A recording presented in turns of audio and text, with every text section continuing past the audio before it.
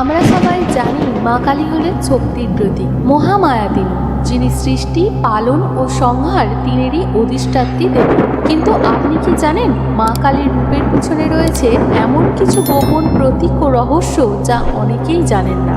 আজ আমি আপনাদের বলবো এমন কিছু রহস্যময় উপায় যা কালী পূজার রাতে করলে মা কালীর আশীর্বাদে জীবনের অন্ধকার দূর হয়ে যাবে, শরীরে কোনো রোগ থাকবে না, আর কখনো কোনো নেতিবাচক শক্তি আপনাদের ঘরে প্রবেশ করতে পারবে না। তো বন্ধুরা, আমাদের হিন্দু শাস্ত্র চ্যানেলে আপনাদের আরও একবার স্বাগত। শুরু করছি আজকের নতুন ভিডিও। মা কালীর গায়ের রং কালো, কারণ তিনি এমন এক শক্তি যিনি সব আলো, সব রং নিজের মধ্যে ধারণ করতে পারেন। কালো রং আসলে নিরাকার ব্রহ্মের প্রতীক, যিনি সবকিছুর ঊর্ধ্বে। কালী, এই কালী শব্দটি এসেছে কাল থেকে, অর্থাৎ সময়। তাই মা কালী হলেন সময়ের অধিষ্ঠাত্রী দেবী, যিনি জন্ম মৃত্যুর চক্রেরও ঊর্ধ্বে। অনেকে মনে করেন মা কালীর রাগের জিহ্বা বের করে থাকে, কিন্তু কেন? এটি বাস্তবে একটি প্রতীকী রূপ, এটি লজ্জার প্রকাশ, কারণ তিনি অসুর নিধন করতে গিয়ে নিজের স্বামী শিবকে আঘাত করেছিলেন নিজের পদতলে। এই দৃশ্য বোঝায় শক্তি ও চেতনা একে অপরের পরিপূরক। শিব হলেন চেতনা আর মহাকালী হলেন শক্তির প্রতীক। শক্তি ছাড়া চেতনা নিষ্ক্রিয়, আর চেতনা ছাড়া শক্তি দিকহীন। মা কালীর প্রকৃত রূপ বোঝা মানে নিজের ভেতরের শক্তিকে চেনা। তাই এই কালী পুজোয় আমরা যেন শুধু বাহ্যিক পুজো না করে মায়ের শক্তিকে নিজের মধ্যে অনুভব করতে পারি।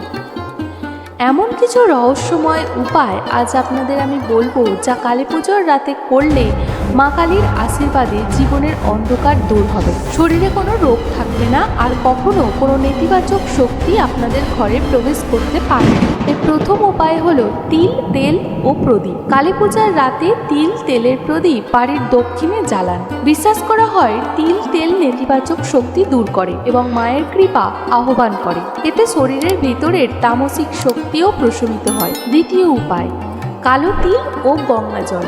একটু কালো তিল গঙ্গা জলে মিশিয়ে পুরো বাড়িতে ছিটিয়ে দিন। এটি এক প্রকার আধ্যাত্মিক চেতনাকে বাড়িয়ে তোলে। বলা হয় এতে কোনো অশুভ শক্তি ঘরে থাকতে পারে না। তৃতীয় উপায়, এক মুঠো চাল ও লাল ফুল মায়ের সামনে রাখুন। বিশ্বাস আছে এতে মা ধনসম্পদের রক্ষক রূপে আশীর্বাদ দেন।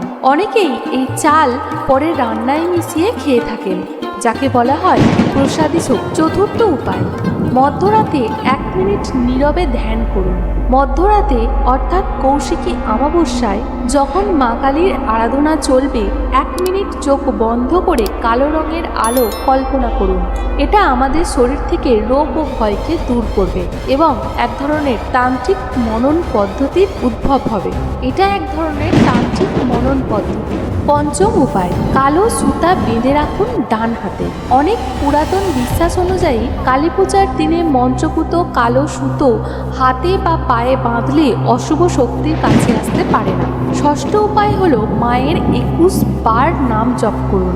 এই মন্ত্র সহকারে যদি আপনি 21 বার জপ করতে পারেন, তবে আপনার শরীর, মন ও অর্থভাগ্য 3 দিকেই শুভ শক্তি আনে। এই মন্ত্রটি হলো ওম ক্রিং কালিকায় নমঃ। এই মন্ত্র জপ করলে আপনার শুভ দিন অবশ্যই শুরু হবে।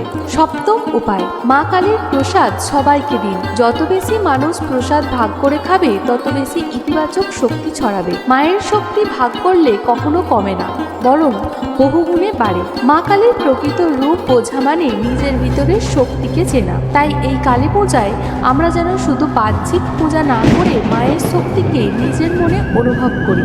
মা কালী শুধু ভয়ঙ্কর নন, তিনি মাতৃরূপে সবচেয়ে করুণাময়। তাই এই কালী পূজায় আমরা যেন শুধু ভয় নয়, ভালোবাসা, আলো আর আশীর্বাদ অনুভব করি মায়ের কাছ থেকে। ভিডিওটি ভালো লাগলে লাইক করুন, শেয়ার করুন এবং সাবস্ক্রাইব করতে ভুলবেন না।